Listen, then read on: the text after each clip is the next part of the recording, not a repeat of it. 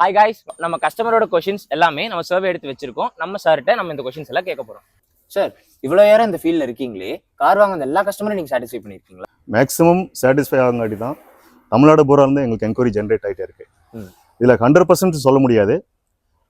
சில customers price அதிகம்னு சொல்லிட்டு சாட்டிஸ்ஃபை இல்லாமல் இருக்கலாம். குவாலிட்டியில் என்றைக்குமே நாங்கள் காம்ப்ரமைஸ் ஆனதே கிடையாது. சம்டைம்ஸ் கஸ்டமர்ஸ் எக்ஸ்பெக்ட் பண்ணுற ப்ரைஸ் எங்களால் கொடுக்க முடியல, அவங்க எக்ஸ்பெக்ட் பண்ணுற டயத்தில் எங்களால் வெஹிக்கிள் டெலிவரி கொடுக்க முடியல. ஒரு வெஹிக்கிள் அவங்க என்ன பண்ணியிருப்பாங்கன்னா, எடுத்துக்கிறேன்னு சொல்லி கமிட் பண்ணிட்டு போயிருப்பாங்க. செல்லருக்கு நாங்கள் ஆன்சரபிள், செல்லருக்கு நாங்கள் பதில் சொல்லி தான் ஆகணும். வெஹிக்கிள் வாங்கிக்கிறேன்னு போயிடுவாங்க, ப்ரைஸ் பேசிடுவாங்க, லாஸ்ட் மினிட்ல வரவே மாட்டாங்க. செல்லர் அதை எக்ஸ்பெக்ட் பண்ணி அவர் வேற கார் வாங்குறதுக்கு ட்ரை பண்ணுவார்.